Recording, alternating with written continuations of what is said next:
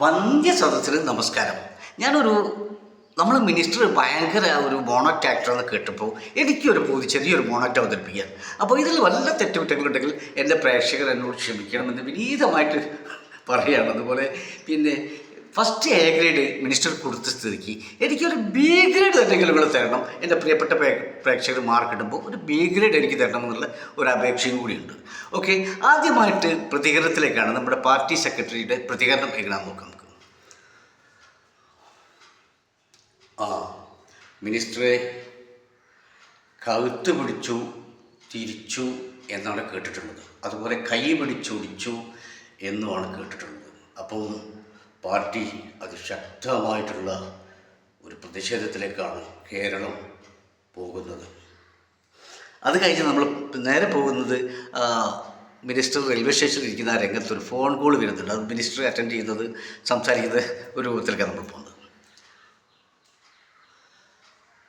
Hello,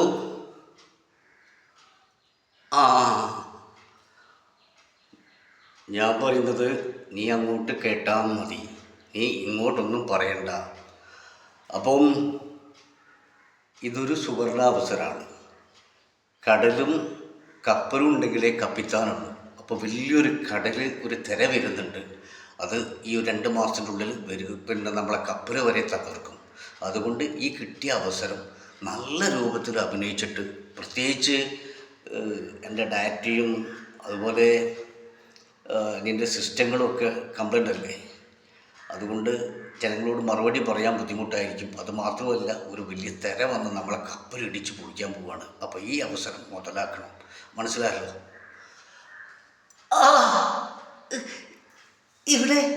ഇവിടെ എനിക്ക് നല്ല വേദന ഉണ്ട്, നല്ല വേദന ഇവിടെ ഉണ്ട്.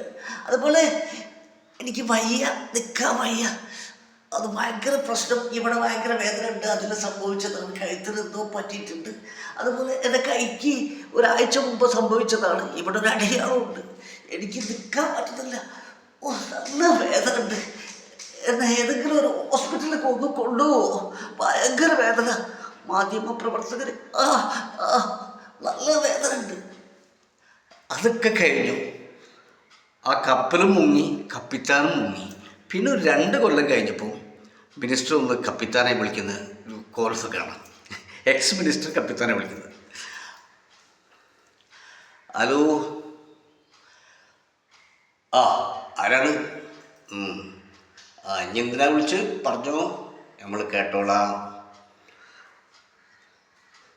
മിനിസ്റ്ററെ, എനിക്ക് അന്ന് മിനിസ്റ്റർ പറഞ്ഞപ്പോൾ ഞാനന്ന് നല്ല രൂപത്തിൽ അഭിനയിച്ച് ഹോസ്പിറ്റലിൽ കിടന്നതല്ലേ. അന്ന് ഞാൻ ഹോസ്പിറ്റലിൽ കിടന്ന സമയത്ത് എനിക്ക് എന്താ സംഭവിച്ചതെന്ന് അറിയില്ല. അപ്പോൾ ഇപ്പോൾ ഭയങ്കര വയറുവേദന. ആ വയറുവേദന വന്നപ്പോൾ ഞാനൊന്ന് പോയി സ്കാൻ ചെയ്ത് നോക്കിയപ്പോൾ എൻ്റെ വയറിനുള്ളിലൊരു കത്രിക കാണാൻ സാധിച്ചു. അതുണ്ടാവും. കാരണം എൻ്റെ സിസ്റ്റം കംപ്ലൈൻ്റ് അല്ലായിരുന്നോ. പിന്നെ എൻ്റെ ഡാറ്റകളൊക്കെ കാണാതായി പോയതല്ലേ. അപ്പം എന്തായാലും ഉണ്ടാവും. ഹലോ, കേൾക്കുന്നില്ല? ഉറക്കം പറയും. കമ്പിളി പോ. ഹലോ മിനിസ്റ്ററെ, ഇപ്പോൾ സിസ്റ്റം റെഡിയാണ്.